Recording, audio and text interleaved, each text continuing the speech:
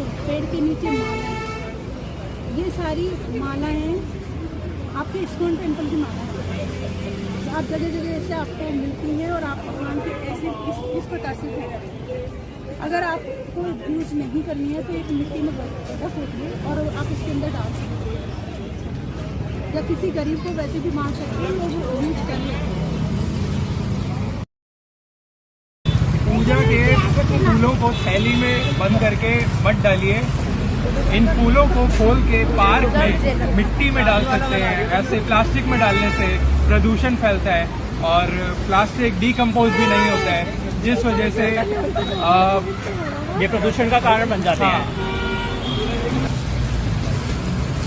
इस प्रकार से उन्हें तोड़ के आप मिट्टी में डाल सकते हैं, जिससे कि प्लास्टिक से प्रदूषण नहीं।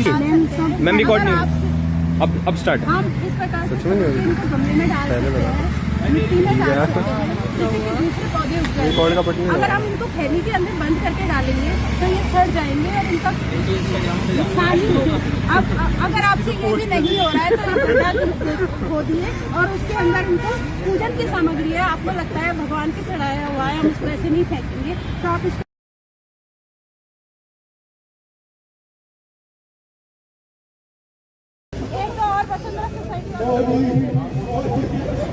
देखो किस प्रकार से चुन्नियाँ पूजा के बाद डाली हुई हैं। क्या हम इन सबको रीयूज भी कर सकते हैं?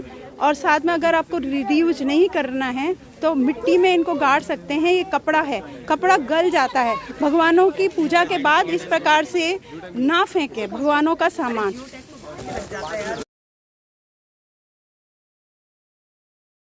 फूल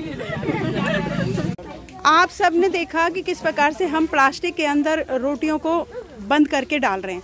हमारे यहाँ गायें होती हैं, हम गाय को माता कहते हैं, और वो गायें इस प्रकार से इन रोटियों के साथ साथ प्लास्टिक को भी खाती हैं। तो क्या ये सही है? ये क्या हमारा हिंदू धर्म है जिसको कि हम इस प्रकार से अनादर कर रहे हैं, अन्न का अनादर कर रहे हैं, साथ में ही प्लास्टिक का भी यूज कर करके जानवरों को हम मार रहे हैं एक तरीके से। फॉइल को लग रहा है, हाँ, ये प्लास्टिक को अलग रखो, सब प्लास्टिक। यहाँ पे हम देख रहे हैं कि बहुत सारे ना प्लास्टिक के अंदर भगवान की चीजें रखी हुई हैं और इस प्रकार से पेड़ के नीचे भगवान डाले हुए हैं। क्या इस प्रकार से हम अपने भगवानों का अनादर नहीं कर रहे हैं? तो हमें इस प्रकार से अपने भगवानों को नहीं डालना है।